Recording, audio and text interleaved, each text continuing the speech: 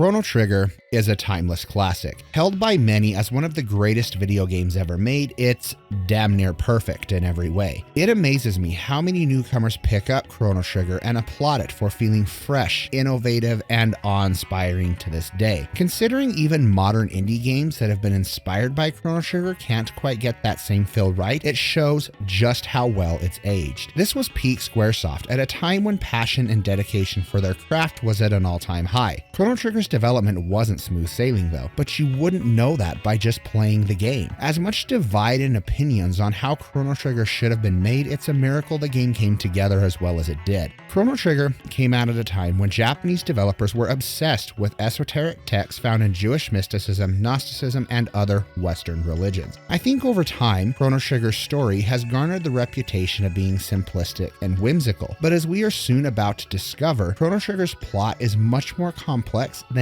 many are currently giving it credit for. Like Kingdom Hearts would later use the illusion of a child's story to explore deep philosophical ideas those children could grow up and appreciate, so too did Chrono Trigger. If you haven't done so already, consider subscribing and giving the video a like, and join me in a quest through time as we explore Chrono Trigger's deeper themes and complex narrative in our Chrono Trigger Retrospective.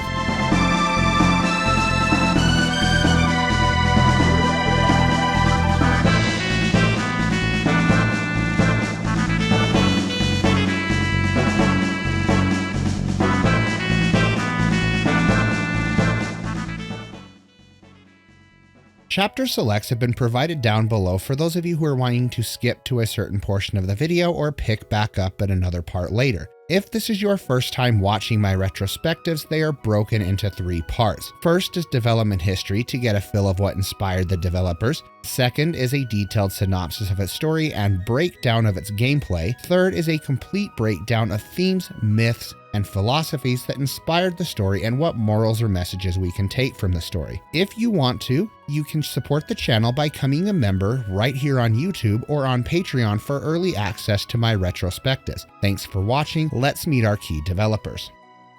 I think most of the internet and your grandparents know about the development history of Chrono Trigger at this point. How famed manga artist Akira Toriyama, Hironobu Sakaguchi, and Yuji Horii worked together on the project, calling themselves the Dream Team after coming up with the idea of flying together to go to a seminar about 3D game design. Chrono Trigger was a massive collaborative effort, with some of the greatest minds at Square working together. This was when Squaresoft was at its peak in game design, firing on all cylinders. 3 directors worked on Chrono Trigger. Takashi Tokita, who worked on another game with time travel shenanigans called Live Alive. Let me know in the comment section if you'd like to see me cover it at some point.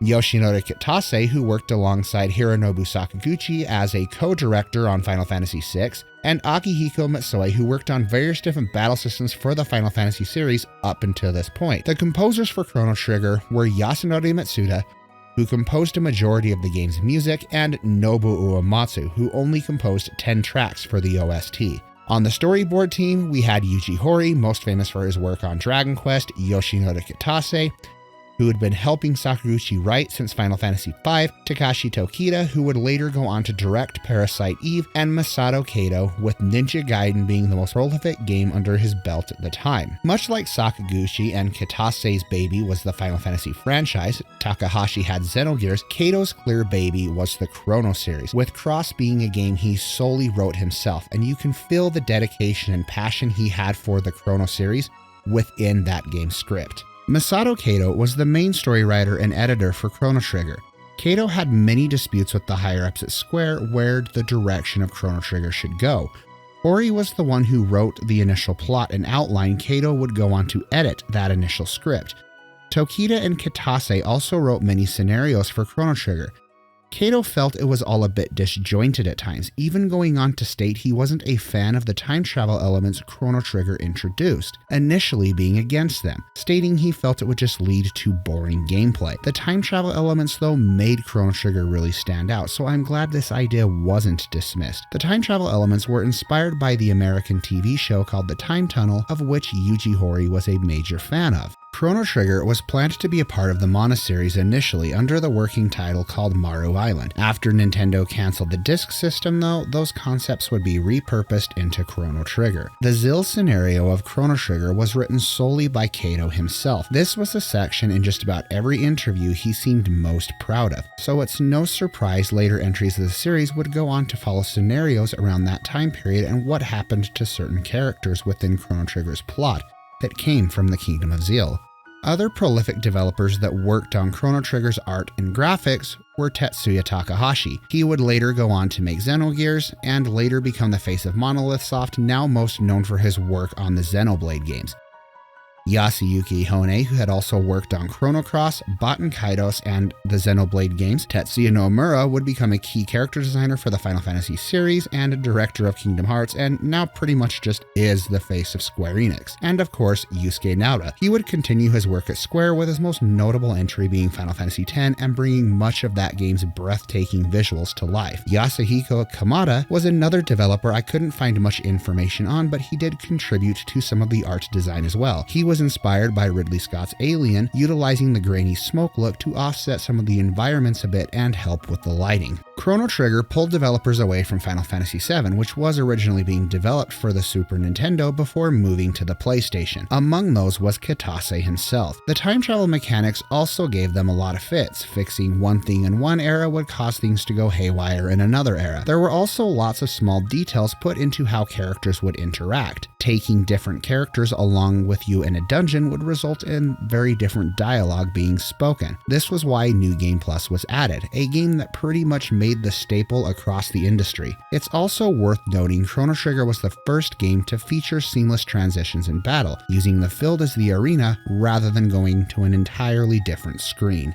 Yasunori Mitsuda is my favorite composer, so I'd be hard-pressed not to talk about him and the game that kick-started his career. Mitsuda worked at Square as a sound programmer, but like so many of Square's employees of the time, he had bigger ambitions. Mitsuda decided to visit the office of Sakaguchi one day and give him an ultimatum. Either you let me compose music or I'm walking. We've talked at great lengths already about how Sakaguchi was a great leader, listening and caring about what his employees wanted, so it should come as no surprise he was willing to give Mitsuda a chance to prove himself. Sakaguchi immediately put him on Chrono Trigger, where he would go to compose some of the game's most prolific songs, pouring his heart and soul into the soundtrack. It was Mitsuda's work on the music that would bring so much of Chrono Trigger's world to life, but Mitsuda's dedication to his craft would eventually cause him a lot of health complications. Mitsuda wanted to make sure his tracks didn't repeat or become annoying. In order to achieve this, he made sure each song was at least 2 minutes long before it went into repeat, giving segments tons of range, and this was unheard of at the time on the Super Nintendo. Not many developers would go out of their way to do this. Unfortunately, Yasunori Mitsuda suffered a hard drive crash. Instead of facing defeat, he worked that much harder to make sure his music came together. A true legend indeed. But like a lot of ambitious developers of the 90s, his bad eating habits, chain smoking, and late nights in the office would finally catch up with him. Mitsuda's health would eventually take a nosedive as he would end up developing stomach ulcers and having to be hospitalized, unable to work on the rest of the game's soundtrack. It was here Uematsu jumped in to finish composing 10 songs for Chrono Trigger's soundtrack. Many falsely claim it was Uematsu who contributed most of the work, but that simply wasn't true.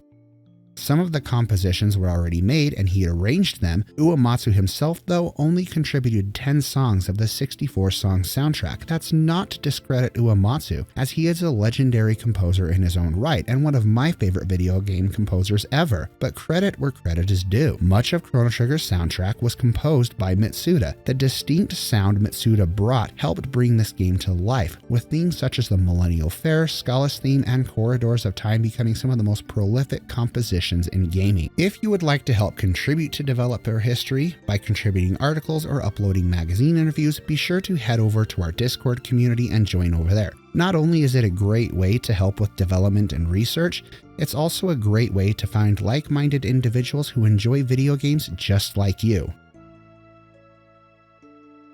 Our journey starts off on the morning of the Millennial Fair, an event set up to celebrate the founding of the Kingdom of Guardia. Like any good growing boy, Chrono is sleeping and is woken up by his mother. She's quick to remind him he needs to make his way to the fair so he can watch his friend LUCCA's invention. After we arrive at the fair, there's a few mini games we can participate in. Each of these mini games will give us silver points we can use to trade for items. Talking to one of the patrons, you can participate in a race where you'll be able to decide which of the 4 racers will win: Cadillac, Green Ember, GI Jogger, and Still Runner. Chrono can also participate in a soda pop drinking contest by mashing the button repeatedly, or fight a giant robot kitty built by LUCCA named Gato, who sings while he beats you up. Making our way to the back of the fair, where LUCCA's invention is, we come across Leanie Bell and crash into a young girl who introduces herself as Marle. I decided to talk to her before grabbing her pendant to make sure she was okay. After grabbing her pendant, I decided to give it back to her. I also helped the young girl in finding her kitty and make sure it gets back to her safely. After exploring a bit with Marle, it's finally time to make our way to LUCCA's machine. Marle does want to get some candy though, so we patiently wait for her to choose what she wants. Once she's ready, we make our way to LUCCA's teleportation device. Chrono steps onto the pad volunteering and is successfully teleported from one end to the next. Marle, seeing how much fun Chrono has, wishes to give it a try, but the machine seems to react to her pendant and opens up the portal. She disappears into the portal, leaving her pendant behind. LUCCA and her father Tabin are unsure of what's going on, telling everyone to leave before anything else can end up happening. Chrono, being the brave, spiky-haired young hero he is, decides to rescue his newfound friend by using her pendant and also jumping in the portal after her. The portal seems to be a time gate, and it sent us back to the past during 600 AD, the Middle Ages of Guardia. We can make our way through the castle and talk to the guards, who are rejoicing as Queen Leanie seems to have finally reappeared after they thought she'd been kidnapped. Before the guards are able to send Chrono away though, Leanie appears, telling them she wishes to talk to this man as if she knows who Chrono is. Talking to Leanie, we learn she's actually Marle, who is mistaken for the identity of Leanie as she bears an uncanny resemblance to the queen. Marle, however, disappears since the search for Leanie has been called off. LUCCA shows up explaining Marle is actually Princess Nadia, and since she showed up, causing the guards to call off the search, the real Queen Leanie is doomed to be lost forever. Thus, the royal bloodline cannot exist. LUCCA and Chrono decide they must find the real queen and return to the castle. Our quest takes us to a small cathedral where we are first introduced to the Mystics, monster-like creatures who were at war with the Kingdom of Guardia. After defeating the ones in the hallway, a mysterious frog appears wielding a sword, telling us to just call him Frog. We join Frog and make our way through a secret passage to the back of the church, only to discover Queen Leanie was kidnapped by the Chancellor, who turns out to be a mystic named Yakra, wanting to overthrow the Kingdom of Guardia. After a fight, we open a treasure chest and discover the real Chancellor was stuffed in there by Yakra. We make our way back to the king as he thanks Frog, LUCCA, and Chrono for saving Leanie and the kingdom. After parting ways with Frog, we can finally make our way back home. Chrono escorts Marle back home but is immediately detained after entering the castle. The crime? Kidnapping the princess. A crime punishable by death. Chrono was put on trial, with Marle deeming he didn't do anything. Despite her trying to convince them, Chrono Trigger then begins to account for the events Chrono partook of during the Millennial Fair. Depending on the actions you took, it will sway the jury's perception of Chrono. For instance, taking time to talk to the girl's cat who ran off and bringing her back will result in her testifying that Chrono was a nice guy. After running into Marle, if you talk to Marle first or grab her pendant first, will also directly dictate what the jury thinks of you. Did you eat the old man's lunch? Try to rush Marle to get her candy? These events will all reflect what the jury thought about you and ultimately lead to their decision about whether or not they think you're guilty or not guilty.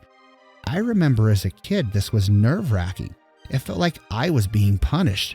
The only thing terrible I really did was steal the old man's lunch, but I also remember never talking to him, so it never occurred to me it was his lunch to begin with. I picked up the pendant and then talked to Marle. It felt like we were being accused for our actions. This was huge. While the outcome of the trial remains the same, you end up going regardless whether or not you convince everybody you're guilty or not. It was still nerve-wracking, especially back then. You are playing a game. Mere moments before eating the old man's lunch, you're busting into people's houses and robbing their chests blind. You aren't thinking there's going to be repercussions for doing the same thing to the old man's lunch, since the game hasn't punished you for opening treasure chests in other people's house or examining their belongings for that matter. Games at this point hadn't tried to do something like this, and even if they did, Japanese RPGs don't really do it today either. There are many occasions where you have choices in Japanese RPGs, but they don't really affect the plot. It's become more relevant in Western games as they try to replicate that pen and paper feel of D&D. It instantly made me want to go back and try other things to persuade the jury that I wasn't guilty. I imagine back in the day there were playground rumors going around about the kid who managed to get off scotch-free and not go to jail. This was before the internet after all. We couldn't just Google it to find the quick answer and check it, leading to no doubt many of us replaying the section over and over and over, hoping some way there was a way we could convince them that we weren't guilty of any of the crimes we were being accused of. After Chrono was thrown in prison, you once again have a choice here. You can either wait 3 days until your execution and be taken to the execution chamber only to be rescued by LUCCA. Alternately, you have the option of shaking the gates, pissing off the guards, engaging them in a fight, and running away, which is kind of funny they didn't take your sword when throwing you in prison, but hey, you've got another option here too. Either way, we reach the top, defeat the dragon tank, and make our escape of the castle, being trailed by the Chancellor and his guards. Marle also joins us in our escape. We make our way to the right side of the forest, opening a time gate, and with no other options, jump in as everyone is bewildered as we disappear. We arrive at what appears to be a very technologically advanced society, but something feels off. It feels abandoned. Exploring further, the world looks like it's been through a disaster, appearing to look like an old apocalyptic movie.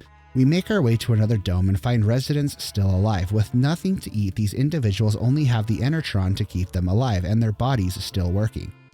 But they have no nutrition. LUCCA is worried about how long the Enertron will last, as once it gives out, they will no doubt die. They tell us there's a food storage down below, but it's guarded by a robot they have not yet been able to beat. Chrono and party are able to make their way down to the Guardian and defeat it, opening the food storage, finding a dead body inside of the last guy that was down here.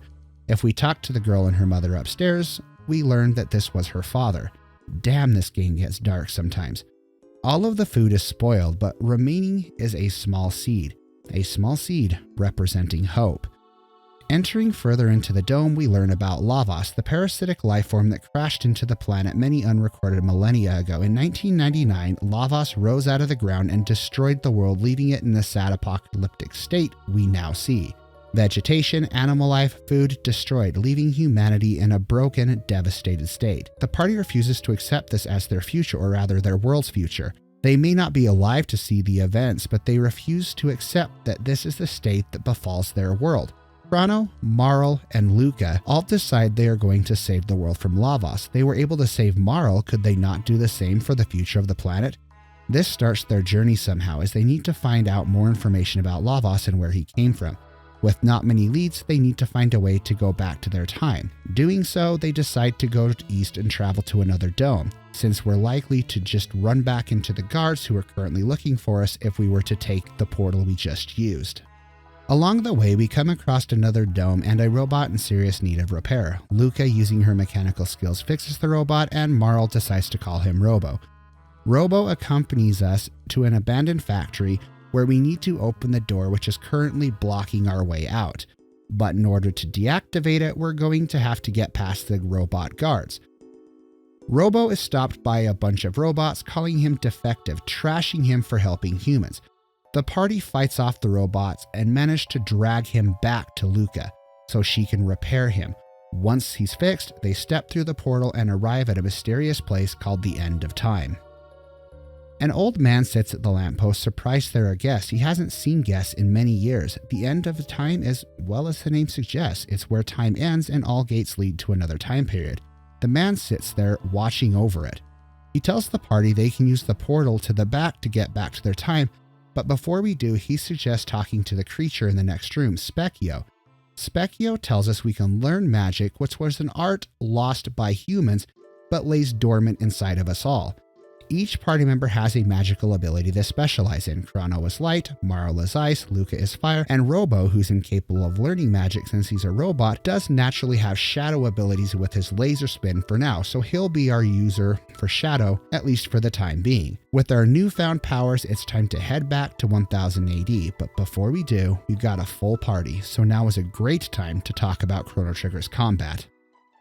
Chrono Trigger really is a game that fires on all cylinders. Its complex yet simple battle system is a prime example of that. Chrono Trigger is both a battle system that requires you to understand its components, understand each party member's strengths and weaknesses, and pay attention to the small but subtle details in order to discover the enemy weakness. Far too often, modern video games hold your hand and take away so much challenge video games can offer, or offer up far too many tutorials to oftentimes explain its combat systems. This breaks immersion and takes you out of the experience. Chrono Trigger excels at this by letting you figure out the game's mechanics using basic enemy design to give you hints of upcoming strategies to defeat bosses. Oftentimes in RPGs, it's just required you grind a bit, you're underleveled, boom, grind, and problem solved. Chrono Trigger circumvents this as it doesn't necessarily require you to level up. Sure, you can, but each boss is going to have a strategy that you'll need to figure out in order to defeat them. Take the Guardian back at Protodome, for instance. Attack while its pods are up, and the boss unleashes a devastating attack. If you take out the pods, however, I can bust it up with damage until the pods come back, then rinse and repeat. Another example of this is the upcoming fight with Magus. Frog can use the Masamune to lower the defense of Magus, making him more susceptible to physical damage, but he also switches the elemental attack he is weak against. No matter who you decide to take as your party members, you're going to be missing one element and have to wait to do damage until that element changes to something else. I first played Chrono Trigger when I was 12 years old. I don't think I was old enough to appreciate just how well constructed Chrono Trigger's battle system was, but this playthrough has really let me appreciate the more complex elements of Chrono Trigger's battle system. It's Chrono Trigger's gameplay that has allowed it to stand the test of time. It plays and feels like a modern RPG, and in many ways is more innovative than anything the AAA RPG is putting out today. Chrono Trigger understood that the battle system should come from its difficulty of the battles themselves rather than needless grinding or needless resource management. A supply of well-stocked medicine is a necessity in battle, knowing what each item does and how it can help you out, but there really is no wrong way or character to play Chrono Trigger with. Each character brings something to battle, making them useful in some way, shape, or form. While it's far too easy to level yourself up by doing all the side content and making yourself a bit overpowered, it doesn't mean you'll just be able to avoid strategy or play by your own mechanics. The final boss and its form still has you play by the game's rules, and requires you to pay attention to the patterns and mechanics used by the game's bosses. Chrono Trigger is a prime example of a game that proves turn-based combat is still relevant to this day. I think some developers are under the impression that turn-based combat has seen its time, or the more complex your turn-based battle system is, oftentimes makes it better. But oftentimes it just makes it feel confusing and more annoying to try to figure out, or prolong the battle by slowing them down and making them feel tedious. Games such as the Caligula effect really try to stand out, but their battle systems are oftentimes too complex for their own good. Understanding how to use mechanics of turn-based combat seems to be a lost art, but I'd love to see it make a comeback in the indie scene. Combat in Chrono Trigger once again uses the ATB system created by Hiroyuki Ito in Final Fantasy IV. For those unfamiliar with the ATB system, it's a bar that fills up based on character speed and determines who gets to attack first. Standing for active time battle, it doesn't stop your enemies from choosing their skills and attacks to attack you with while you choose yours, unless you specify in the settings menu you want your enemies to wait until you're done selecting your options. This will stop enemies from attacking you while you select your commands. Each party member has options to use attack, tech, and item. Pretty self-explanatory. Attack will be your basic standard attack with your equipped weapon, and items will allow you to use various different healing items to heal HP, MP, and cure status alignments. Techs function as a special skill that characters can use. Techs are learned by receiving tech points after battle. Each skill requires a certain amount of tech points to learn. Upon learning the skills, we now have the abilities to use it, but where Chrono Trigger really shines is in its dual techs. This small but innovative feature lets two party members combine attacks together for a stronger attack, sometimes even adding the advantage of elemental or multiple elements together. Take Chrono's Cyclone ability, which allows him to hit multiple enemies in a close area of effect. But taking Lucca's Fire Toss from her gun will add that element of fire to Cyclone, now adding fire damage to multiple enemies. This is a great way to end battles quickly early on and get rid of those bothersome enemies you don't want to fight over and over. Pro tip, make sure you bring plenty of potions and shelters along your journey. Save points are abundant and can oftentimes be used to your advantage. It's best to explore these texts for yourself and learn when it's best to use them and when is not. While this is not as ingrained into the story, say, as other games that use gameplay mechanics to tell a story like Prince of Persia: Sands of Time or Enslaved Odyssey to the West, the idea of trusting your allies and working together to defy fate, well, adds dual text quite nicely into the narrative. We end up in the village of Medina, a place run by the Mystics. In the year 600 AD, there was a war that waged between Guardia and the Mystics. 400 years later, they are still upset about humans not liking Mystics and vice versa. We can get into this later, but like a lot of Chrono Trigger, we are soon going to discover that it takes inspiration from our own world history. Going down to the square, we can learn of a man named Magus who has a statue erected of him. 400 years ago, Magus tried to create LAVOS, and the Mystics heralded him as some sort of prophet. They thought it would be him, through LAVOS, that all humans would end up being destroyed, but they were wrong. LAVOS fell. With this information in hand, we need to go back to 600 AD and learn who Magus was and try to put a stop to him from creating LAVOS. Revisiting 600 AD, it seems a fair share of time has passed since our last visit. Guardia is currently in a war with the Mystics at Xenon Bridge, which was destroyed and has now been fixed, and the battle is ensuing. The soldiers lack rations and the king has been injured. It's not looking good for the kingdom of Guardia. Chrono and friends are able to push back the Mystic charge and secure victory for Guardia. It turns out though, the hero has returned, or rather the hero's successor, a young boy named Tata, has risen to defeat Magus. Years ago, a man named Cyrus was able to find the legendary blade Masamune, a weapon of immense power and capable of weakening Magus, but he died in battle against Magus. If we go to the forest, we can meet Frog once again, but he doesn't feel as if he can or is worthy of holding the Masamune, saying there is nothing he can do to help. We managed to track down Tata, who has found his way to Dendora Mountains, the resting place of the Masamune. After ascending the mountain and making our way into the cave at the summit, we are finally able to find the resting place of the Masamune. But before we can wield it, we need to best the two beings inhabiting the blade, Masa and Mune. After a long fight, we get half of the Masamune talking to Tata, who seems to be scared. Everyone is relying on him, gives us the hero medal that belonged to Cyrus. We can finally take it to its rightful owner, Frog. Frog says he must have dropped it, and wherever he dropped it was where Tata found it and picked it up. The Masamune is broken though, and without a way to defeat Magus, Frog isn't too keen on helping us. We might be able to ask the old blacksmith Melchior near Medina Village though for help. Visiting Melchior, he tells us in order to reconstruct the Masamune, we are going to need to find Dreamstone, but Dreamstone hasn't existed in a very long time. Melchior suggests the only place to find it would be in prehistoric times. Good luck, right? Well, lucky for us, we're able to travel through time. So back to the wardrobe we'll head, use the time gate to go to the end of time and into the land of dinosaurs. Upon entering, we are instantly attacked by dinosaurs. In a tight spot, a cave woman named Ayla comes up to save us. She is astonished by Chrono's strength and instantly takes a liking to him. Ayla decides to throw Chrono a feast and they drink and eat themselves to sleep. But one of the villagers named Kino gives the reptites Marle's pendant. Stuck in prehistoric times now until we can find it, we have no choice but to head to the reptites' lair to try to get it back. Azula is astounded that the apes could even be in possession of something like this. While she is unaware of what functionality the gate key has, she knows it was created with a technology that is far beyond the capabilities of the apes. It becomes clear Azula knows much more about the world and has a much more sophisticated knowledge of what's going on than the apes do. The reptites are technologically advanced people this era.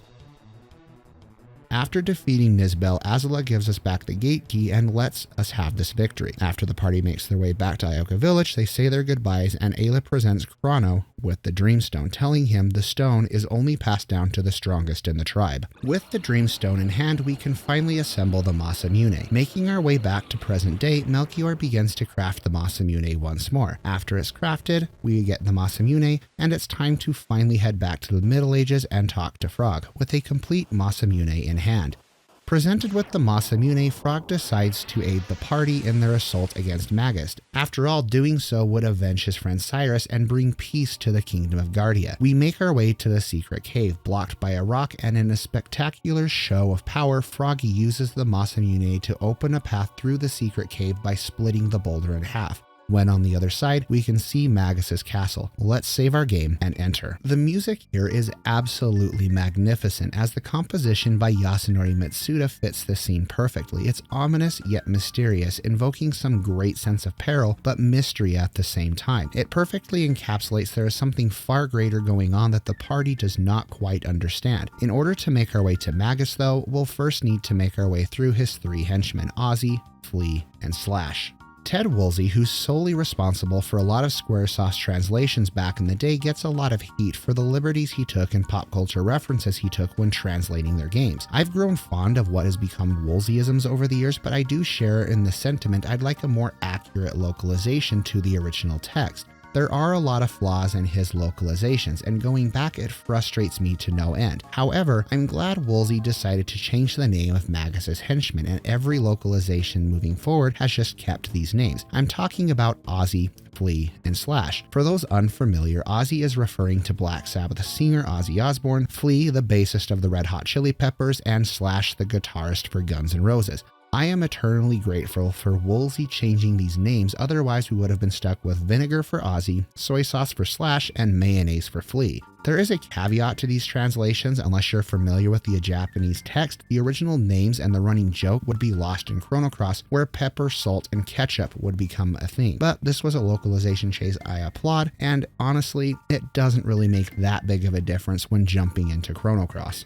With the background music changing, he prepares the summoning ritual for LAVOS. Why or what his goals are yet unknown, but we need to stop him, and thus begins Chrono Trigger's most iconic and memorable battle. The music here is magnificent too. It transitions from the soft melodic sound that has been playing the entire time in the castle and quickly transitions to a powerful, blood-pumping boss fight in what is one of my favorite tracks from the game. After a challenging fight with Magus, the ritual to summon LAVOS is interrupted, summoning a time gate, sucking all of us inside of it along with Magus. Chrono and party wake back up in prehistoric times with Ayla watching over them. That morning, the reptiles catch fire to Laraba village and kidnap the apes. Their plan is to eradicate them and become the rightful rulers of the planet. It doesn't take long for Ayla to decide to rescue them though. The other villagers are not too keen on the idea of rescuing them in fear of retaliation from the reptiles. It doesn't take Ayla too long though to decide she's going to do it anyways, so Chrono and party make their way to the Dactyl Nest as they're going to need some reptilian aviators in order to fly to Tyranno Lair, where the apes are being held. We make our way through Tyranno Lair, and it's evident from the looks of their technology they are much more advanced than the apes. After rescuing everyone, we can finally have our encounter with Azula. She tells the party the red star will fall soon as it gets closer and closer. The fight with the Tyranno isn't too hard, but you'll want to knock out Azula first. After we win the fight with Azula, she admits defeat. Ayla shows her enemy compassion, showing there is still room for both reptites and apes to coexist, but Azula says she has seen their end and it's her time to go. The red star falls just like a comet, burrows underground, leaving a crater where Tyranno Lair once stood. The party investigates the crater to find another time gate leading to the era of Antiquity. I give you Chrono Trigger's Atlantis. The Kingdom of Zil is by far the most interesting part of Chrono Trigger to discuss, and we'll get into later sections as we uncover just how Zil ties to our own era of Antiquity. Zil is the equivalent of what our myths of Atlantis would have been, a technologically advanced superpower that supposedly dominated the world at some point in our ancient history. Taking the time to talk to the residents of Zil shows us how in tune they are with something spiritual, as we learn that their dreams are recorded as almost if there's some prophetic premonition of sorts. The residents of Zil have also learned to harness the power from a machine called the Mammon Machine, and have abandoned the power of the sun as the energy from the Sunstone ran out. This isn't going to end well, is it? If we make our way to Zil Palace, we can meet Princess of Zil, Shala, and her brother Janus. The young prince can feel something sinister in the air. Janus makes a comment to Shala that their mother has changed since their father passed away. The party visits the Mammon Machine, which draws power from Lavos. Marle's pendant reacts to the Mammon Machine, beginning to glow. This now will allow us to open all those mysterious black chests and doors we have seen scattered throughout time. The gurus have all but disappeared, with the only one being left is Melchior, but Melchior was banned after the arrival of the Prophet, a mysterious man that recently arrived.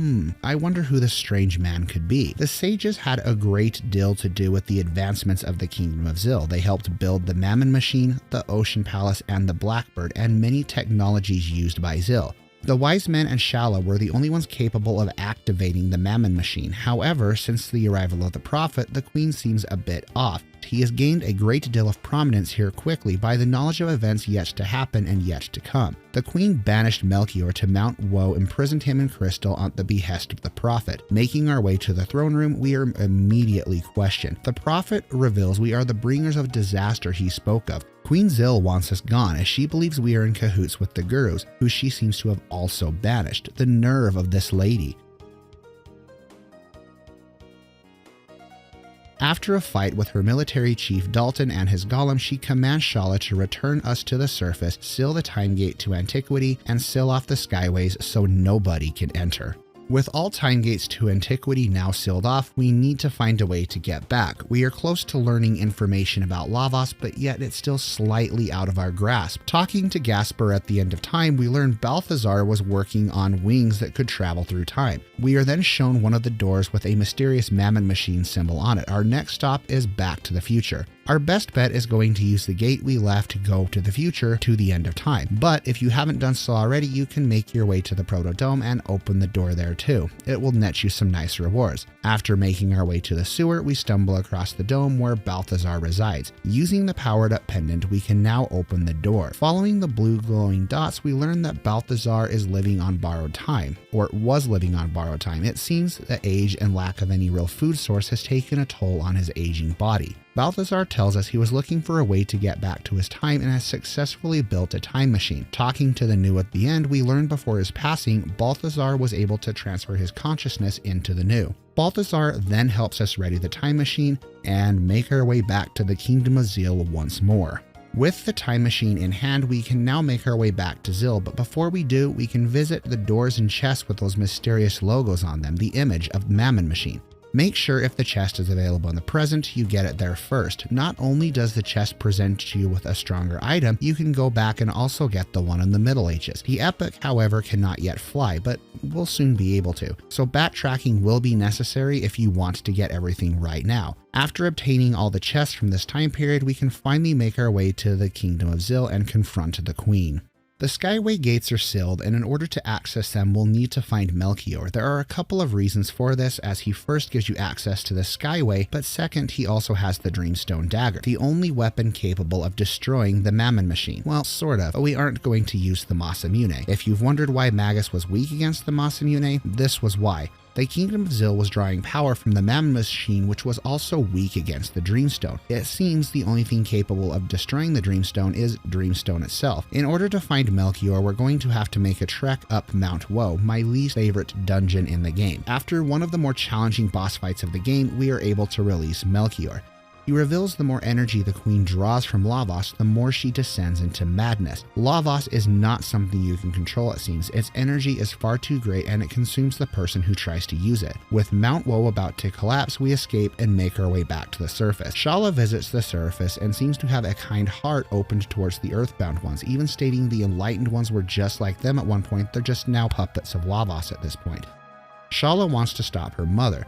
She refuses to start the Mammon Machine again, calling it an evil machine. But the Queen's right-hand man, Dalton, seems to have followed Shala to the surface. Dalton threatens to kill Shala if the party tries anything funny, as he just doesn't seem to care really about what the Queen wants, a man of pure evil. Chrono and party decide to rescue Shala and put a stop to LAVOS once and for all at the Ocean Palace. Melchior gives us the Dreamstone Dagger, which, as I said earlier, is the only weapon capable of destroying the Mammon Machine. Upon re-entering the palace, it seems they've already made their way down to the Ocean Palace, but Dalton was left behind. This is likely because the Prophet deemed it so.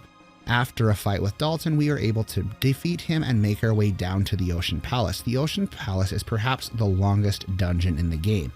The only two dungeons I found more irritating than this was the optional dungeon, the Black Omen itself, and of course Mount Woe. Regular enemies are quite a bit tougher and scripted battles are at an all-time high during this portion. Though it could be dismissed, the game is actually trying to level you up just a bit in preparation for upcoming boss fights. Making your way to the depths of the Ocean Palace, we are finally able to confront the Queen and the Mammon Machine. Shala is weak from connecting with the machine, and Chrono plunges the dagger into the Mammon Machine, destroying it, but it's too late. The Mammon Machine has successfully summoned LAVOS. Chrono and the party now stare face to face with the threat that's going to destroy the world, the very creature they've been hunting down this entire time. The prophet reveals himself to be Magus, finally able to get his revenge on LAVOS and destroy him once and for all. Shala warns her mother to stop this madness. The power of LAVOS can only lead to destruction, but Queen Zil is willing to sacrifice her children to join with the power of LAVOS and live forever. Magus is unable to defeat LAVOS, and in a last-ditch attempt to save his friends, Chrono sacrifices himself, being swallowed up by a beam shot from LAVOS' mouth. They make their way back to Ocean Palace, and Shala uses her strength to send them to the surface as the Ocean Palace morphs into a giant floating ship called the Black Omen. Dalton appears on the surface, taking us as prisoners on his ship, the Blackbird. He is making modifications to the Epic, adding wings to it. The party escapes their cell by using air vents, getting their equipment back and confronting Dalton, who they end up fighting on top of the Epic, now equipped with a full set of wings. After the defeat of Dalton, we finally have access to the airship. Well, okay, it's not an airship per se, but it basically functions that way. I spent way too much time just flying around and visiting where things would have been. Where was the Kingdom of Guardia during the prehistoric ages? We can find out. Oh, you mean Magus' castle became the town of Medina? The one and only place throughout all time periods untouched by nature was the Sun Shrine. It becomes an obsession of mine to just randomly look at the geography through the lens of Google Earth and imagine what could have been. What structures, cities and cultures, peoples and creatures lost by time during cataclysmic events, rising sea levels, or the folly of man. The developers could have just as easily admitted this choice entirely, but I really appreciate the small detail of just making it explorable. It's fun to see how the world grows, restructured, and is covered underwater and erodes over time.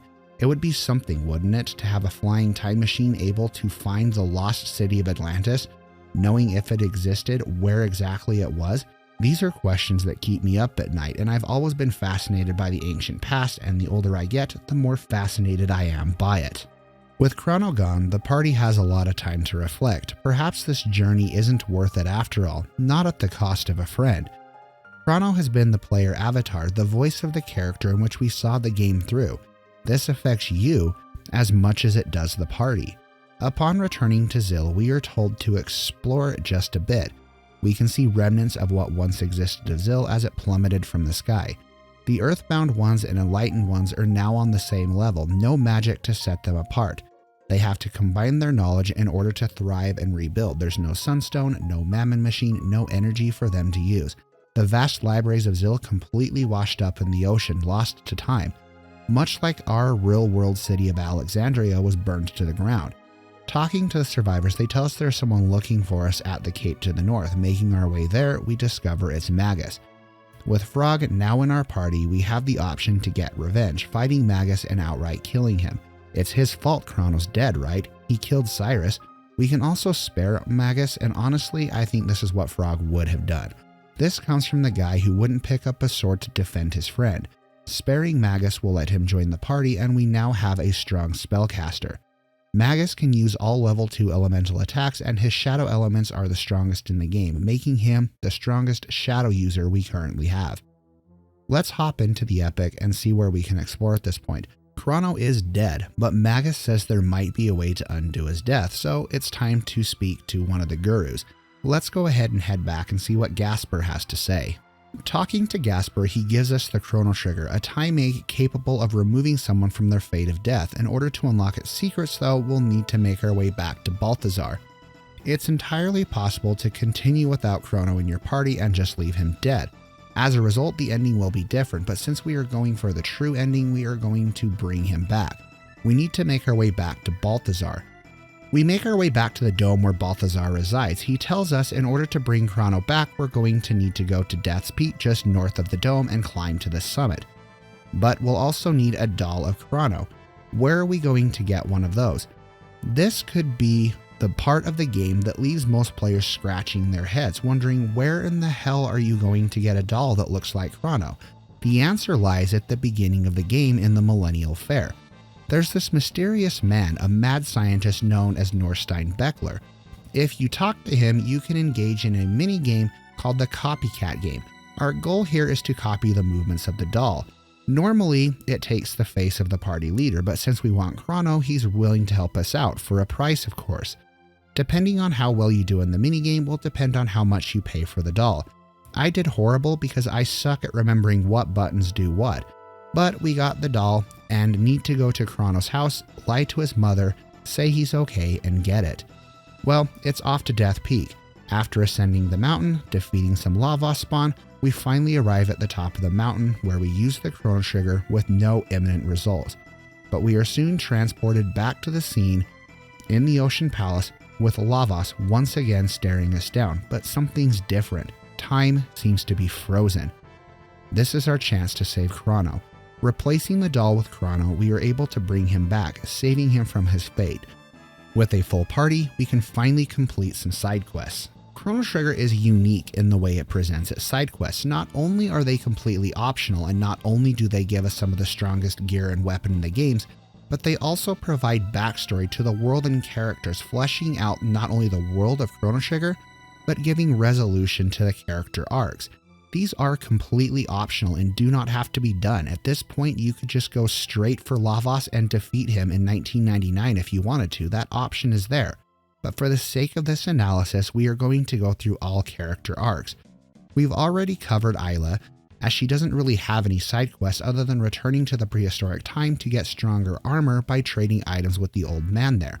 And we just talked about Chrono's arc, so let's go ahead and dive in and talk about LUCCA's next. Visiting Fiona's villa in the Middle Ages, we learn she wants to plant a forest, but the land has been tainted by the undead left from the War of the Mystics. Making our way underground, we're able to defeat the boss and restore the land, thus releasing the curse the land has upon it. Fiona realizes though she will never be able to see the fruits of her labor. Robo, being the only party member that could survive this long, stays behind to help her plant the forest and watch it grow.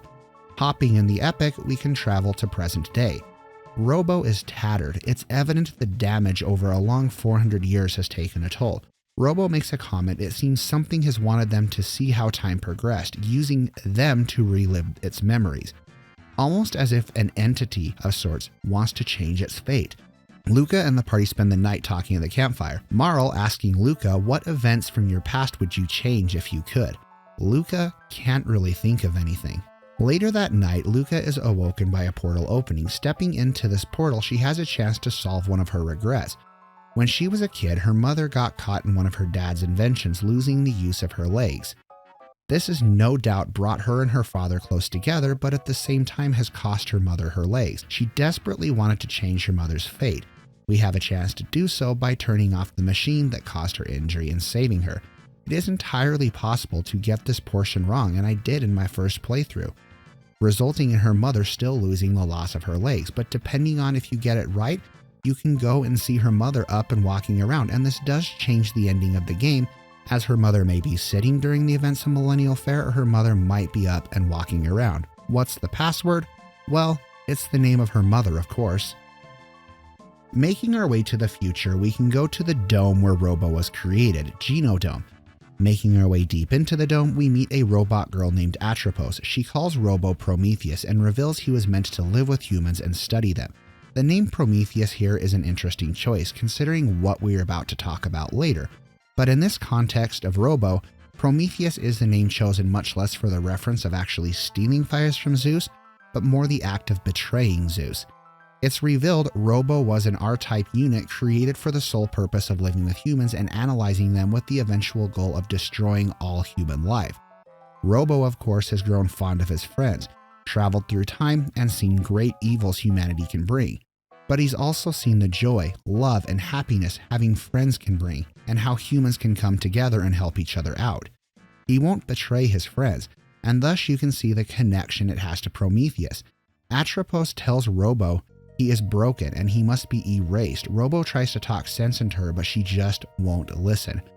It's a one-on-one fight between Robo and Atropos. After defeating her, we make our way to Mother Brain herself, the orchestrator of everything going on in the future.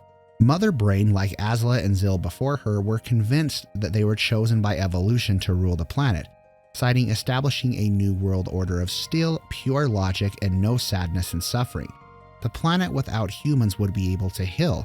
While this might ring true, robots are no different than those that came before. They place their existence and priorities above all else.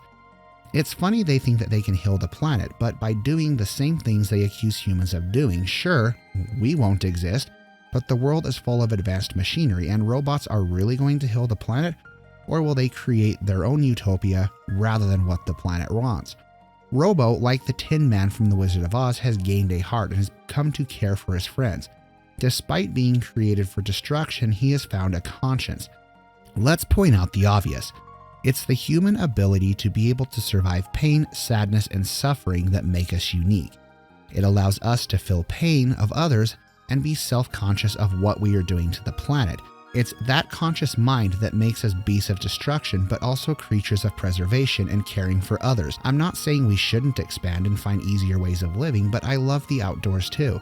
The beauty nature can bring. Sorry to say it, but I find big city skies completely ugly. I'd rather see forests, vegetation, flowers, trees, rivers, and lakes, and the natural beauty preserved within nature.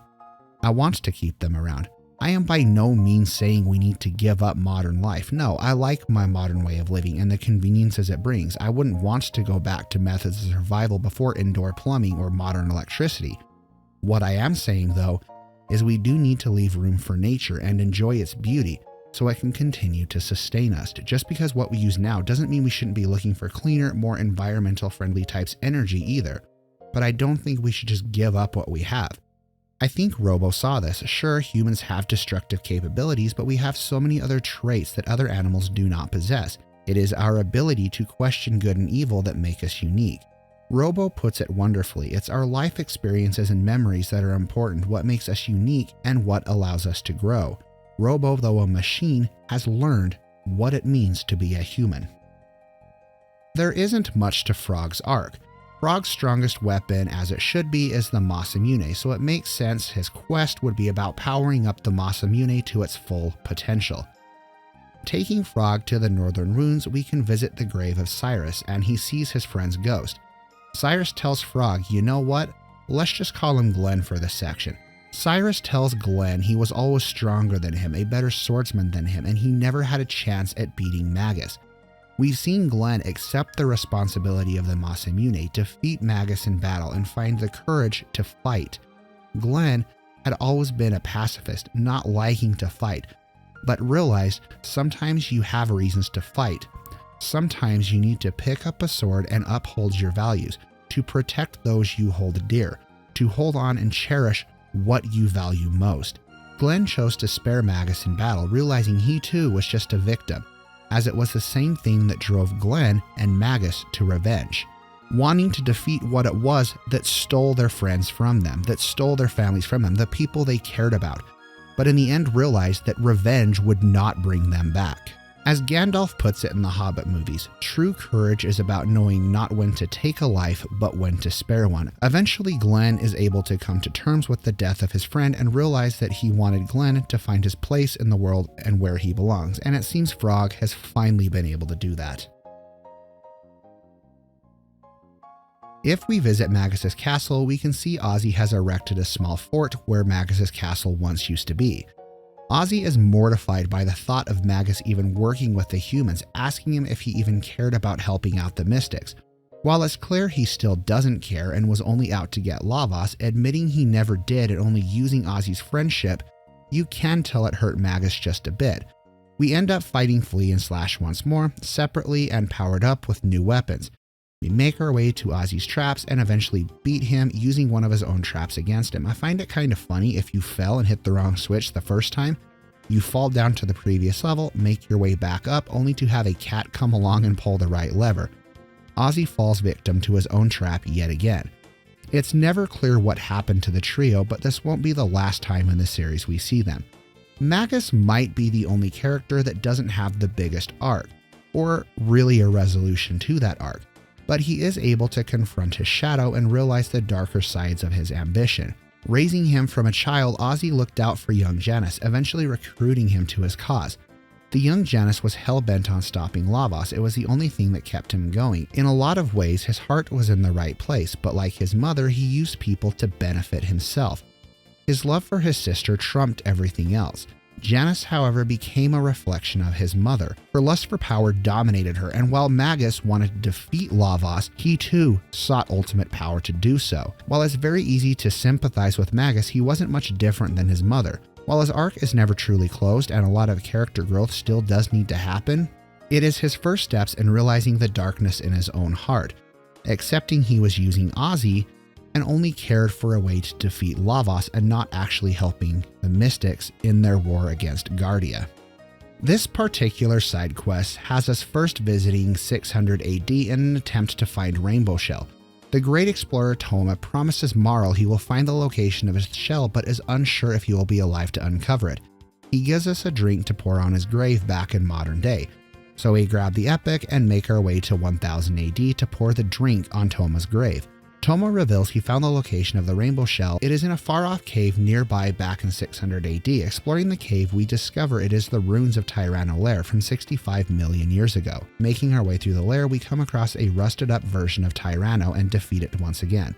Unable to carry the stone back themselves, they ask the King of Guardia if they could watch over it for them. If we travel back to 1000 AD to reap the benefits of our labor, we find the king has been put on trial for selling the kingdom heirloom. It appears we've got another evil chancellor trying to overthrow the kingdom. Yes, that explains why he hated Chrono so badly.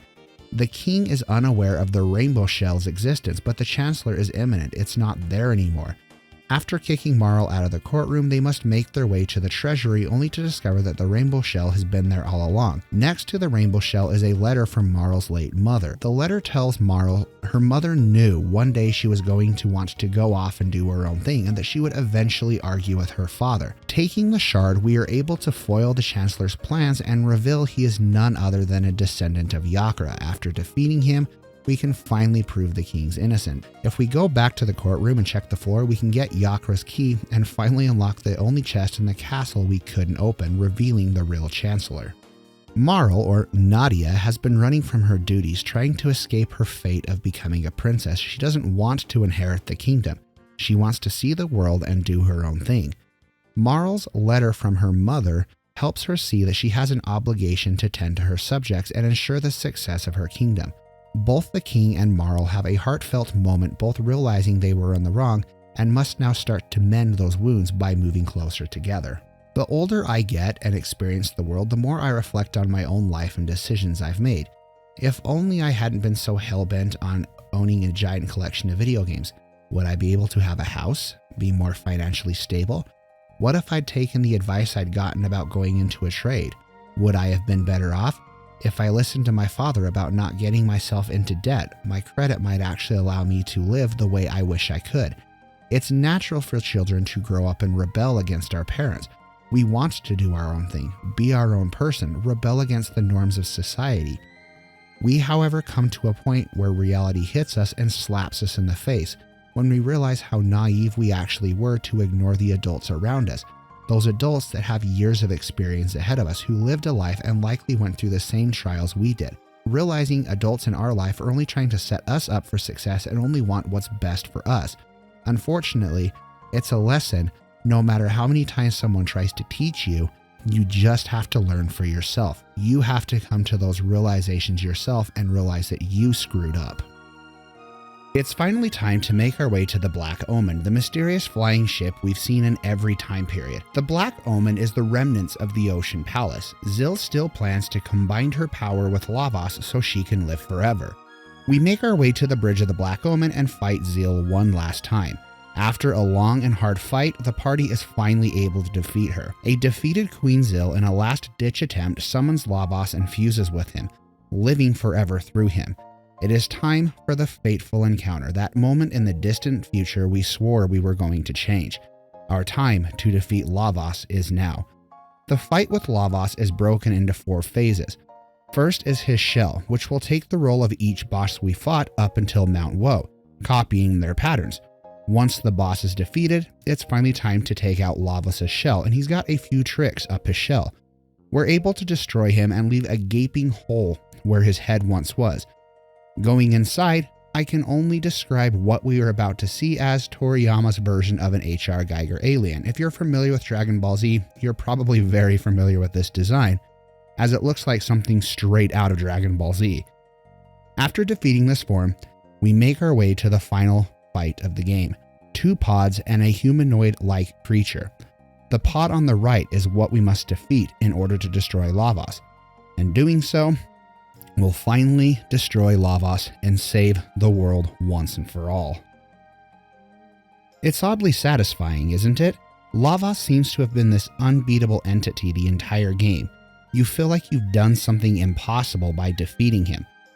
Once the fight is over, Chrono wakes up and a soldier from Guardia comes to get him. It still seems after all this time, his sentence for kidnapping the princess still awaits him. After arriving in the throne room, Marle once again protests he didn't do anything, but to their surprise, it's a big celebration for Chrono and his friends. It turns out LUCCA had brought all of Marle's ancestors from across time to tell them of Chrono's deeds. A parade is thrown in the honor of Chrono and his friends as they spend one last night together. After going their separate ways, they each go back to their time periods with the gate being closed for good, since LAVOS has been defeated. But before we can shut the gate, Chrono's cat and his mom go into the portal as it shuts. Guess they'll just have to use the epic to go see where they went. Some final scenes play out. Ayla and Kino get engaged, Chrono and Marle are married, Magus continues to look for Shala, and Frog regains his human form, becoming a loyal ally to the King and Queen Lini. Perhaps the most important part, though, was LUCCA finding a baby in the forest with a royal pendant, and if you've played Chrono Cross, you know where this is going. Some other events from the ending hint at the fall of Guardia. These events were added to the PlayStation 1 version of the game to better tie them into the events of Chrono Cross, which yes, I do plan on covering again at some point, doing it bigger and better and tying these 2 games together in a much better, much more concise way. Despite what many think, Chrono Cross in a lot of ways feels more like a sequel to Chrono Trigger than many will initially admit, especially when you start comparing the themes and how they work together in each game. Chrono Trigger, depending on the version you play, has 3 different endings with a few variants. For instance, depending on how you choose to engage LAVOS will result in the destruction of the epic, changing Chrono's cat and mom running into the portal. If you chose not to rescue the Chancellor, then it will be Chrono's lawyer helping the king put up Nadia's bell.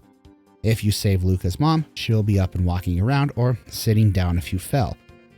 While by today's standards none of this is innovative thanks to Western RPGs, using player actions and choice to affect different ways games can play out, it's still something you rarely see in Japanese RPGs. I don't think I've come across a Japanese RPG, maybe aside from SMT, that allows you to directly dictate and alter the endings this much. The other endings in Chrono Trigger are achieved by defeating LAVOS at certain time periods during certain events of the game. These, of course, will drastically change how events in history play out. One ending will be Queen Lini and Frog hooking up and becoming Marle's ancestors. Another sees the Reptites surviving as they never died. While it might be fun to cover the other endings, I don't really feel like they add anything to this analysis of the story, but it's fun for those to unlock who want to see them all. However, there is one we need to talk about. What is known as the Dream Epilogue. These events tie directly into Chrono Cross, setting up a gap needed to tie the 2 games together. To unlock this ending, we first need to enter and complete the dimensional vortex that appears after beating the Black Omen. Doing so will take us to the darkness beyond time, where Shala and LAVOS await. This is the early stages of what would become the Time Devourer in Chrono Cross. After a fight with Shala, she tells Magus he is going to need something much more powerful in order to defeat the Time Devourer, sending him away only for him to forget his past entirely. It is debated whether or not this is even considered canon, considering LAVOS hasn't been defeated yet at this point. There are other reasons why the canon is also hotly debated. From here on out, we will be reaching spoiler territory for Chrono Cross, but it is impossible for me to talk about this ending without bringing up late game events of Chrono Cross. So if you want to avoid those spoilers, use the chapter select to move to the next portion of this video. If you're still here, let's talk about Chrono Cross's ending and how these events in the Dream Epilogue tie directly into it. Canon or not, there are some pieces of lore that tie directly into Chrono Trigger, so let's talk about what is perhaps the two biggest connections. The first is that battle with the Dream Devourer. It was after the battle with LAVOS he vanished into the darkness beyond time and merged with Shala, who ended up there after the events of the Ocean Palace. It was through her despair, anger, and loathing their powers became one and LAVOS merged with her, becoming pretty much indestructible. This spiraled the events of Chrono Cross, a Balthazar of the future Chrono and his friends created after the defeat of LAVOS. Thanks to that era of technology that would soon exist, he heard the cries of Shala through the dimensional vortex. Devising a plan where so much shit had to fall in place just the right way, Balthazar concocted a plan to send the main dome of Chronopolis back into the past in 12,000 BC. Events that would spiral the time continuum out of control. In order to combat those technological advancements, the Reptites needed to be brought back. A war broke out in the archipelago of El Nido, as humans and the future Reptites fought for dominance. It was the humans who had succeeded. Balthazar then constructed a plan to split the dimension in two. A world where LAVOS was destroyed in the year 1999 and a world where LAVOS lived in 1999. This was also a counterbalance to fix the timeline. Remember what I said earlier about the planet being an entity of itself, perhaps wanting to change the outcome of the world? I think somehow, and this is purely conjecture on my part, so don't take it as gospel or Chrono Trigger canon, Balthazar knew the world would intervene and create a way for his plan to succeed. LAVOS also had a will of its own, although it was a parasite that lived off the planet and had a purpose, a desire to destroy the planet, suck out the life, and create the offspring to start a brand new cycle. Chrono and his friends thwarted that plan. By extension, Chrono Trigger explores not being bound by fate, being able to change one's destiny. Chrono Cross, on the other hand, explores the more adult side of this. What are the consequences of changing your destiny? Rebelling against what happens, and asks the question, what lives do we destroy along the way? Whose fates do we impede on when we try to go about changing our own? The teenagers who had grown up playing Chrono Trigger became adults, started jobs, had families, and left the journey of Chrono and their friends behind. What would have happened had they chosen a different path? How would their lives be different? In a way, Chrono Cross grew up with its audience and asked the relevant questions at the time. Everything went according to plan as Balthazar saw fit to save Shala and the world. Surge ultimately had to decide to use the Chrono Cross to destroy LAVOS and save Shala. In the end, true existentialism may not exist, but the message is we choose to do what is right, what is necessary to facilitate life, and in the end, both Surge, Balthazar, and the entity aligned to save the world once again from destruction. Another small but very crucial part of Chrono Trigger's new ending that goes directly into Chrono Cross was a comment Dalton made about Por. He swore to raise up an army in the town of Por and conquer Guardia, and you know what? He did just that. This was how Por had become a militaristic power in Chrono Cross.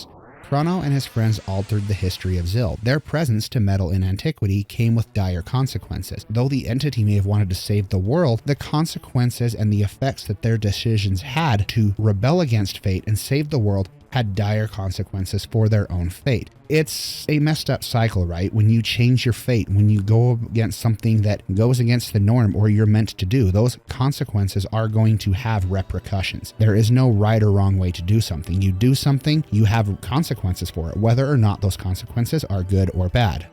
I think it's time we move on from Chrono Cross because this is a retrospective about Chrono Trigger and not Chrono Cross. But we will at some point talk a lot more heavily about the themes of Chrono Cross at some point in the future. Before I get into dissecting the meaning behind Chrono Trigger's story, there is one piece of media I do want to take a look at. Chrono Trigger had an OVA that honestly I had no clue existed until I started researching Chrono Trigger. Though it never really adds anything to the game, and it felt more like something meant for kids, it's about as campy as the Blue Dragon anime if you remember that coming out around that time. The OVA follows a Anu and a koala after the humans have retired for the night once the Millennial Fair has been set up. A portal opens up letting a bunch of mystics through the portal enjoying the Millennial Fair. Many familiar monsters make their way to the fair, including Johnny who, you guessed it, wants to race everyone. Anu and the koala cause a lot of trouble, but things really turn crazy when they wake up the singing robot Gato. Gato chases them through the Millennial Fair, eventually racing Johnny, and while nothing special happens, it's a small but weird piece of Chrono Trigger history I thought would be interesting to at least cover and talk about in this retrospective. Before we get started in the deeper meaning portion of this retrospective, I just want to preface, I do not necessarily believe everything we are going to be talking about in this section. Stories are patternistic, meaning that they follow certain patterns, take from world history, and take from mythologies around the world. This is just simply me pointing out what I think might have inspired the game, or at the very least, some connections that I noticed. That said, some of the conspiracy theories and things like that, and some of the alternate theories to our ancient civilization we are going to be talking about is just purely speculation meant for fun at what I think Chrono Trigger might have been saying. I could be completely off my rocker and reading too much into it as well, but that is the fun of these sections, and I hope you got as much enjoyment out of this as I got making it. At this point, I'm sure you've heard conspiracy theories of lizards living under the earth inside of tunnels. Politicians, world elites, rich folks, people in Hollywood either being lizards themselves or hybrid children of these lizard people. I know what you're thinking. Surely you're not trying to tie the reptiles to lizard people running the world. Don't worry, I'm not that off my rocker, but I'm also not saying it wasn't some sort of inspiration from mythology and stories around the world. The lizard people conspiracy goes deeper than just rich elites and politicians. There was at one point to be believed an advanced race of humanoid reptile-like creatures, Quetzalcoatl, Viracocha, the Naga, the Anunnaki, and Sobek, just to name a few. Remnants of these lizard gods can be seen throughout ancient structures across the world, giving some credence to the idea of an advanced race of reptiles that at the very least existed in some capacity. Mythology across the world also tells stories of serpents and dragons, from Yoremonger to the world serpent to the dragons of medieval Europe and China. Needless to say, dragons and reptiles pop up a lot in world mythology, leading some credence at the very least that perhaps at some point in our ancient past, there was at the very least reptile gods that were at least worshipped by these ancient civilizations. If these lizard people were to have existed, something had to have wiped them out. While I'm hard-pressed to believe there was an advanced civilization during the prehistoric era, I suppose anything is possible. It's clear this was what Chrono Trigger was hinting at with the fall of LAVOS, drawing a comparison to the meteor that fell and took out the dinosaurs to the meteor that fell and took out the reptiles. I think it hints at multiple cosmic events that have taken place in the past. I've become a bit obsessed with the Younger Dryas theory, which was first proposed in 1904 but did not gain widespread attraction until 2007. This is believed to have been the cause of the global flood, the same one we associate with the story of Noah. The truth is, there have been 3 Dryas events that we know of: the Younger Dryas, which is the most current one, the Older Dryas, and the Oldest Dryas. These Dryas events have been heavily speculated to have caused the Ice Age throughout history. Star Ocean also used the lost continent of Mu as inspiration for its story, which, if existed, was likely wiped out by the same flood that caused the Younger Dryas. With the Yonaguni monument being discovered in 1986 and Göbekli Tepe being discovered in 1994, it turned ancient civilizations on its head, sparking a lot of fascination and interest in archaeological finds and many different locations across the world. The biblical flood has a lot of merit, and I think finally people in the archaeological field are finally opening up at the possibility of a giant worldwide flood from our past. I believe I read somewhere there are 2,500 ancient cultures discovered to have records of such a flood taking place. This would also tie heavily back into Chrono Cross, which, yes, since I've reconstructed my review, I will be covering again as well, in some capacity on the channel. This is also to say we really don't know what has come before us, despite those who say we have an idea or think they have figured it out. If modern archaeological finds in the Amazon and other places recently discovered have anything to say about it, we probably don't have a clue about ancient history as much as we think we do. It's also worth noting that both 600 AD and 1000 AD see the rise of a fake chancellor who in both eras goes by the name Yakra. The chancellor, serving as the king, is, well, what you would call it, a politician. If you don't already see where I'm going with this, yes, I'm alluding to world politicians being reptilian shapeshifters masquerading as humans to control and rule the world. I'm not saying I believe it, but it's an interesting theory. However, this wasn't just some wild conspiracy theory pulled out of nowhere either. Legends of the Anunnaki, or the sky gods, first arose in Sumerian texts. The idea of these sky god beings and royal bloodline that links these families back to the monarchs and rulers, there is some truth to this. It's not out of the question for some of these kings and queens who no doubt thought their blood was somehow special. Why was there such a focus within royal families and inbreeding? Look, I'm not actually saying I believe the lizard people conspiracy, but it was a reference to ancient mythology that was clearly intentional on Chrono Trigger's part. At the very least, these conspiracy theories are fun to entertain. Whether or not they have any credibility, they're always fun to indulge in. It is the kingdom of Zil that proves to be the most interesting when analyzing Chrono Trigger, as there's a whole bunch of hidden meaning that we can dive into. This was the part of the script that took the most amount of time to research, but has proven to be the hardest to write, because it requires a lot of knowledge regarding Gnosticism, esoteric texts, and vast knowledge of biblical references, alchemy, the conscious mind, and much, much more.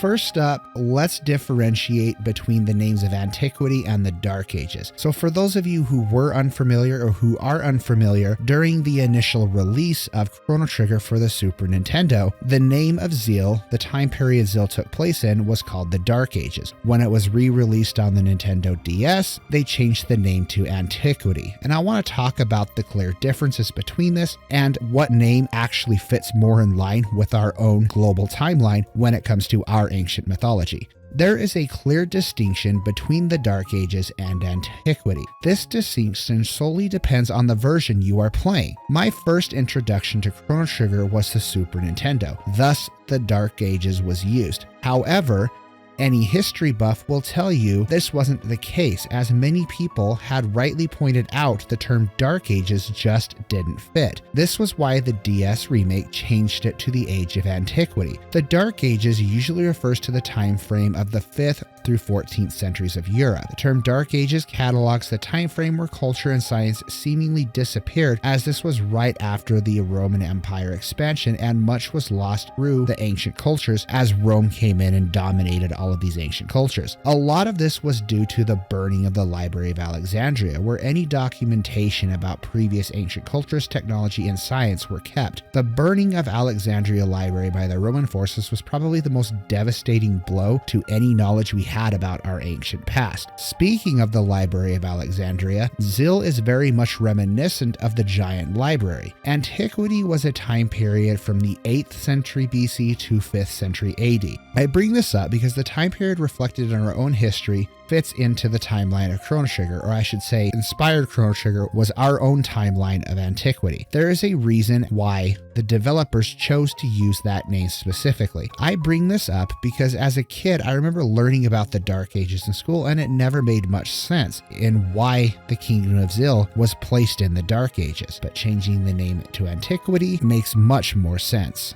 Much like our own ancient past, much of this would have been lost to a worldwide global flood, which any documentation that wasn't written in stone just likely disappeared. Any scholar who continued to write would take documents they wanted to preserve and do so in a book. They do believe that the burning of Alexandria put us back about 1,000 years. So you can imagine how much information was lost if there were any ancient cultures and civilizations beforehand, how much information was lost with the global flood. Which kind of makes sense because let's not forget the Romans after their fall took the secret of indoor plumbing with them at their fall, and it wouldn't be something we'd be able to discover until much, much later. While it's easy to point out the Council of Nicaea for the biblical canon and what we consider to be the Holy Bible today, I think a lot more can be credited to that as information was just lost. What's interesting is how Chrono Trigger parallels our history with the divine intervention, or the will of God, so to speak, with the will of LAVOS. Since Zil had found out and learned to harness the power of LAVOS, he would need to wipe out any knowledge not to foil its own plans to destroy the world. Thus, all research Zil acquired on him had to be lost. Zil also has some heavy allusions to alchemy and the whole alchemic process. And what real-world city had ties to alchemy as well? Well, it was Alexandria. Alexandria has been long associated with the teachings of alchemy. This was where Fulcanelli supposedly learned much about the alchemic texts. The kingdom of Zil was advanced in different ways than the future of 1999 AD. While the dome-shaped structures and computers hadn't existed in Zil, they had found other ways to harness energy in different ways than us, utilizing sky gates to get to the floating continent of Zil. Upon traveling through Zil and taking time to talk to the NPCs of the kingdom, there is a lot you can learn about this once ancient city from Chrono Trigger. For beginners, Zil had quite a connection with the unconscious world. Making your way up to the castle, you pass through Enhasa, the city of dreams. There are a couple things we can deduce from this. Likely there was some connection going on here with the conscious self, or the collective unconscious, if you will. I suppose you could also say that they were tripping balls on something like DMT or something like that. The City of Dreams has many beds where people sleep and is more than likely where these prophetic visions are recorded from the citizens of Zil. The other city, Kajar, was where magic was researched and expanded upon. We'll get more into this later, but the evolution of the apes came by touching the Dreamstone, or more specifically the Frozen Flame, which we will learn a lot more about in Chrono Cross. This facilitated the evolution of the apes into the enlightened ones. The results of this was becoming consciously aware of our existence. Much like the reptiles, the evolved apes became the epicenter of technology. It is safe to assume that Zil seems to be a representation of the lost city of Atlantis, and I don't think it was just a connection to Atlantis, but also that of Babylon. I've always felt, after all, Chrono Trigger hinted at the floating gardens of Babylon and the Tower of Babel with Zil. After all, the palace does reach into the heavens and eventually crumbles to the ground after getting too close to God, so to speak. Magic was studied heavily in Zil, and much like our ancient world, so were the texts of alchemy. The very thought of alchemy seems weird, but so many thought it existed. Magic was created thanks to Red Stone, Dreamstone. Alchemy looked to replicate the Red Stone, called the Philosopher's Stone. The alchemists wanted to create the Philosopher's Stone as some way to continue to live forever, and the people of Zil were looking for a way to also live forever by getting close to LAVOS. While many esoteric inspirations have crept its way into Chrono Trigger, so too have many biblical references among many Judeo-Christian beliefs. Perhaps one of the most notable Christian references are the names of the three gurus, being the name of the three wise men who visited Christ in Bethlehem: Melchior, Balthazar, and Gaspar. How these names avoided Nintendo's strict religious purging of anything religious back in the day is beyond me, but I'm kind of glad they did. Chrono in many ways reflects the savior archetype. Though Chrono Trigger alludes to some of these similarities to that of Christ, I do think a lot of the connections people try to make feel a bit contrived to fit into this archetype. I think Chrono borrows more from esoteric text nature of Christ and likely plays into Carl Jung's savior archetype rather than being a full-on biblical comparison to that of Christ. I'm not saying those connections aren't there, but they don't align perfectly like some like to claim. I think in some ways this comes from Matt Pat's video on the matter and the reaction his fanbase has to treating everything in his videos as gospel. Not to disparage another content creator, but I've noticed this connection with his videos, which is fine, it makes good entertainment, but it's frustrating for people who try to analyze games like this sometimes, and to see the fans of another content creator come, no, this is what was said, this is what it has to be, when it's likely not the case. Chrono also likely drew some inspiration from the fight between Kronos and Uranus. Even the name Kronos in some way kinda reflects that of the name Chrono. But if you know anything of this legend and how it played out, you know the fate that befell Uranus, and let's just say after Kronos was through with Uranus, he wasn't able to have any more kids. I'm trying to keep this PG friendly so I can keep this video monetized, but I'm sure somebody, if you're still confused, will enlighten you down below in the comment sections of this video. Chrono Trigger likely falls more in line with Gnosticism though, and it's likely those references were drawing from the Jewish texts of the Kabbalah and the Apocrypha of John. It has more in line to do with the texts that weren't biblical canon than actual Bible verse. Though there were some uncanny parallels, no doubt, Xenogears, Final Fantasy VII, Chrono Cross, Final Fantasy X, Final Fantasy Tactics, and Final Fantasy IX all drew inspiration from Gnostic texts. So this was something really popular among Square games of the time. Guardia and the Mystics fighting obviously fits into the Middle Ages and the constant fight between the Crusaders and the Ottoman Turks, and the fight over the Holy Land. While there is no Holy Land to speak of, both are fighting for domination of the other side. Due to current events and what's going on, this isn't something I'm going to dive too heavily into, but the comparisons are there. The Mystics clearly fight to destroy the humans, and the humans fight to destroy the Mystics. What is clear, nobody knows why they are fighting. Another connection that is worth mentioning is the use of the word mammon in Chrono Trigger. There is a Bible verse that reads, "You cannot serve mammon and God." Mammon in simple terms is a word used for wealth, greed, and a false idol. We touched earlier upon how Queen Zil turned her back on God, or the Sunstone, or in the case of Chrono Trigger, a natural renewable energy source used through the Sunstone, to a refined, harmful energy used through LAVOS. It's also symbolic that Zil was just prideful and greedy,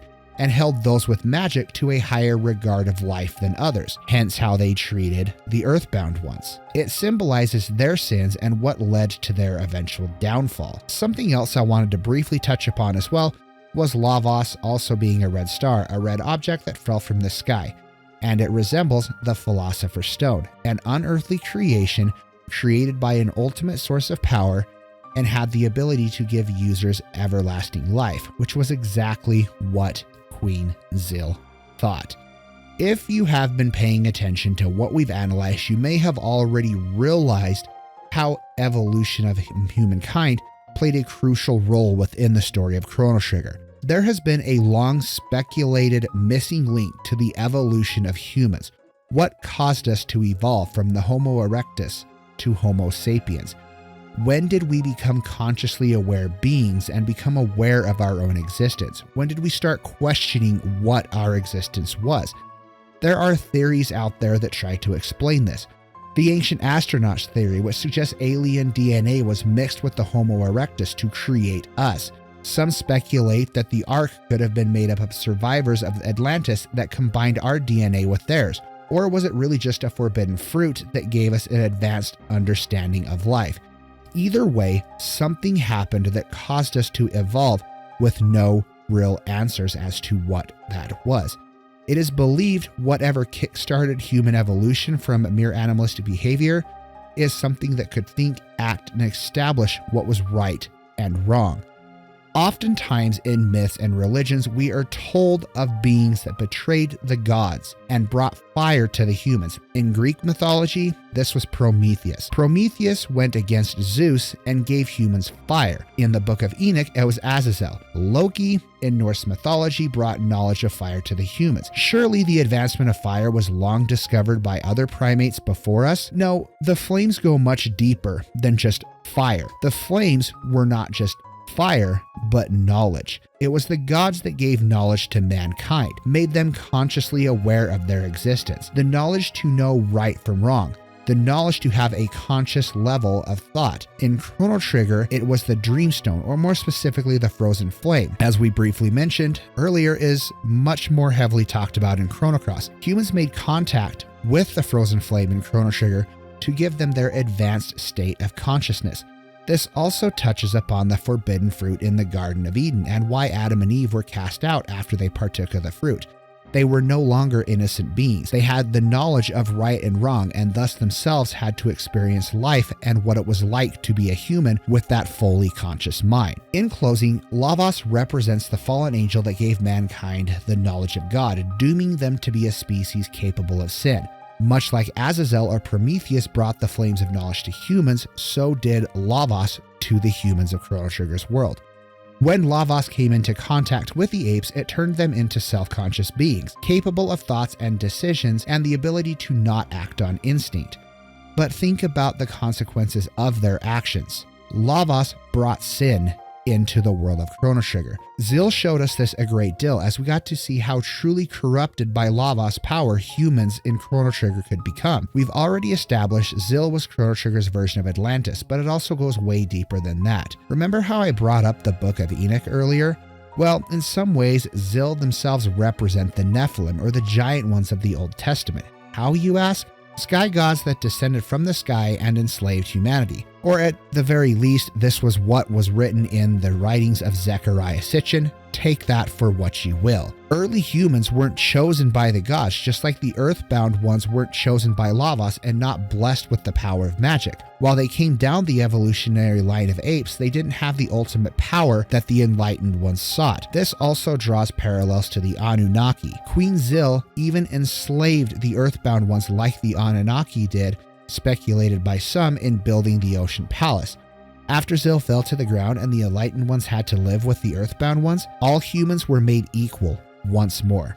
The themes of existentialism are present throughout Chrono Trigger, but not in the way you might think.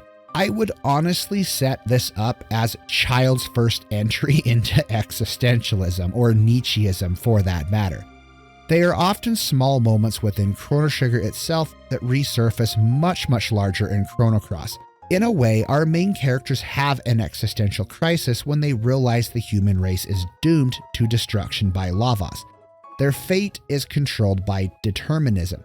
They are simply products of the will of LAVOS, this never-ending cycle of destruction, death, and rebirth. In some ways, we are victims of our own circumstances. Societal status of your parents and where you grow up will dictate how you're raised. Are you poor, middle class, high income? Or is your family in the top 5%? You didn't choose it, you were born into it. Sure, if you're poor, you can become rags to riches, so to speak, but you have to work hard to achieve it. But if you're in the top 5, you got life made easy, as wealth is inherited. How many of you are tired of being under the rule of politicians? You might have not voted for them. You didn't choose them as your leaders to run society. Yet because of the others who did vote, we now have to deal with those politicians in power. The moral is, true existentialism does not exist. There is not 100% free will, a pathway to choose your own life. Some will fail in chasing their dreams, while others will succeed. The argument for existentialism's existence is to find true happiness in your life. Change what you can and accomplish great things. I think true existentialism is learning to be happy and find peace in your circumstances, to accept what's going on in your life and make it better, but ultimately realize that your happiness is in your own hands, and how you have your outlook on life will determine whether or not you are free of that existentialist thought. I think Chrono Trigger can show us, even in the hardest moments when life has beat society down, we are on the brink of collapse, we feel we are weak, united, we are strong. Like Frog and Magus were able to set aside their differences, so too should we, and work towards the good of humankind. At least that's what I take from Chrono Trigger. But oftentimes that parasite can be something burrowed deep within the minds of human consciousness and influence our every decision. In some ways, this was already explored by Robo as well, as he learns what it means to be human, showing who we can choose to become truly is a choice as we act on those desires. We can betray our friends, turn on our family, turn on the world, and lust for power. But we do have the choice to not fall victim to that. Whether you believe in God or not, at the end of the day, being human means choosing what is morally right and not oppressing others. If I had to take one thing away from Chrono Trigger, it would be when you try to control people and force your will upon them, or commit mass genocide because you think you are better than them, it's probably best to not do so, because it never ends well for either side. It has become evident throughout this analysis, LAVOS best represents the demiurge from Gnostic texts, or Yaldabaoth if you will, sparking the flames of knowledge that evolved humans, bringing with them the evolution of the level of consciousness associated with an evolved conscious state. It's during a cutscene with Robo shortly after the replanting of the entire forest, he makes a connection how it almost seems as if something wanted them to see what happened throughout time. The true god of Chrono Trigger is the entity. But what is the entity? Well, it's the planet itself. We once again find that same trope that pops up in Japanese media, the effects humans have on the planet, and the religious culture of Shintoism present throughout almost all of their media. Robo's comment all but confirms this. By chance, LUCCA's invention discovered time travel, as the stars aligned perfectly. Marle was never meant to go back into the past, but because she did, the search for Queen Leni was called off, and this caused her existence to go haywire. This likely spawned the planet to react in such a manner to save itself from its own destruction, as its will was and is to facilitate life on the planet.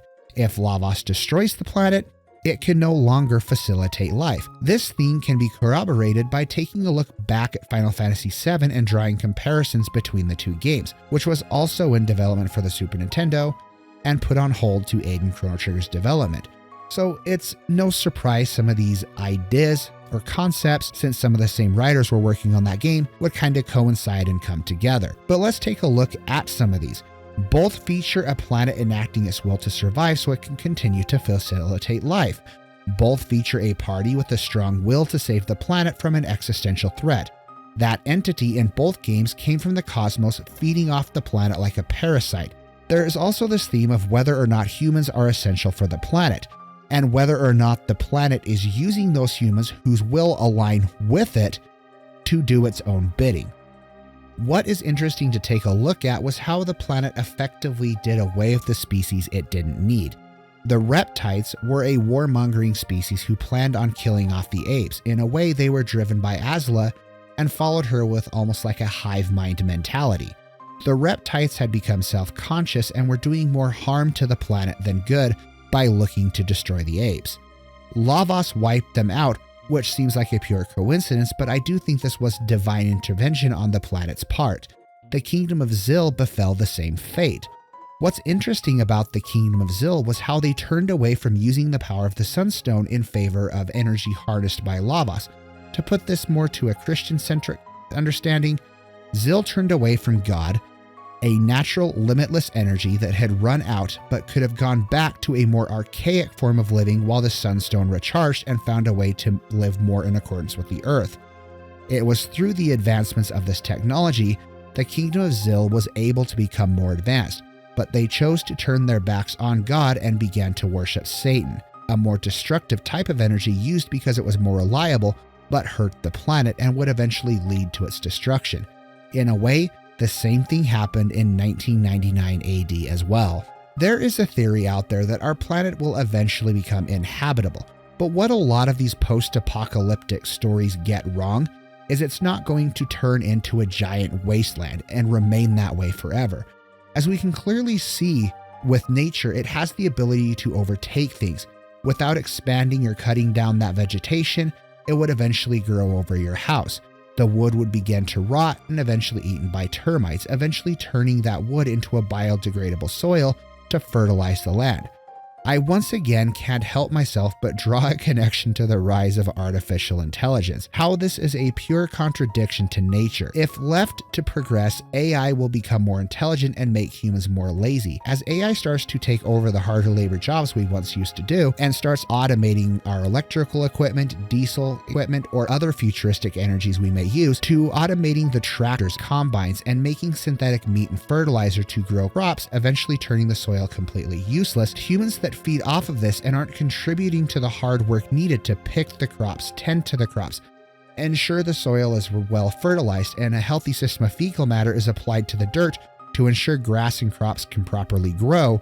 By doing that, we are not adding to the planet's will, the planet's ability to facilitate life and continue to sustain us. Thus, is the planet eventually going to decide humans are just expendable? Is this all to say that if humans don't fall in line with the planet's will, that the planet will just get rid of us because we become a species that's more of a parasite on the planet itself rather than actually helping it?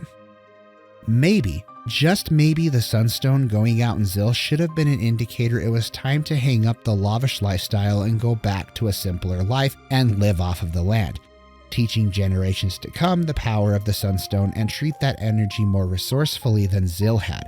But instead, Zil, out of pride and greed, sought to take what she and her residents felt was rightly entitled to them and defy Mother Nature, eventually causing the downfall of their entire kingdom, dooming them to that basic life of simplicity all over again. While writing the script for this video, I came across an interview with Masato Kato, one of the writers of Chrono Trigger, where he talks specifically about this question, as the interviewer asked him who the entity was in Chrono Trigger, basically confirming what I had just said. The entity was indeed the planet wanting to change its own future and using those who wanted the same thing to do it. I'll leave a link to that video down below in the description so you guys can watch it. It fascinates me how well Chrono Trigger still holds up to this day. The combat feels just as fresh as it did back when I first played it all those years ago. The soundtrack is absolutely amazing, and the story, though simple, has a lot to say. It really is a whimsical journey that takes you back to your adolescence, at a time where things felt much simpler, a time where we were naive and wanted to have fun. It reminds us that we have the power to shape and change the world. We are in charge of the world's future. We are not beholden to destruction and collapse. In other words, be the science that changes the cataclysm. I enjoyed this game as much today as I did when I first played it over 20 years ago. If you haven't picked up this game, don't hesitate to do it. There is a reason it is loved and regarded as a classic. There is a reason Chrono Trigger, all these years later, is untouchable and will remain that way for years to come. It's a product of a time when games like this could only be made in that era. Chrono Trigger itself is a time capsule to a bygone era, reminding us of much simpler times, but also reminding us of the hardships we must face, and that's what makes Chrono Trigger's story stand out. Chrono Trigger is a game that couldn't be made today in the gaming landscape, and it is a testament to that time where creativity and freedom for developers to make whatever they wanted was at an all-time high.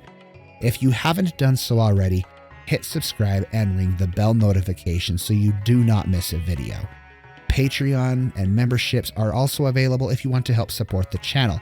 You'll get early access to videos, early and unedited early access to content covered outside of the game, such as books, mangas, animes, movies, and more stuff that is available for the games we're covering. Stay safe out there. Stay happy, be happy, game happy. Spoons is checking out. If you've made it this far in the video, I just want to say thank you so much for sticking around. If you haven't done so already, consider subscribing and giving that bell a notification so you do not miss a video when it goes live. If you want to be like my Patreons over here, you're more than welcome to click over there and help support the channel. Completely optional, but every little bit does help, and I am very appreciative of it. And I'm appreciative of you for just sticking around and watching the video as well. You can also check out my latest reviews and my other videos here as the latest video that has been posted, and check out my other reviews here or check out our other podcasts. But most importantly, guys, stay safe out there and stay happy, be happy, game happy. Spoons is checking out.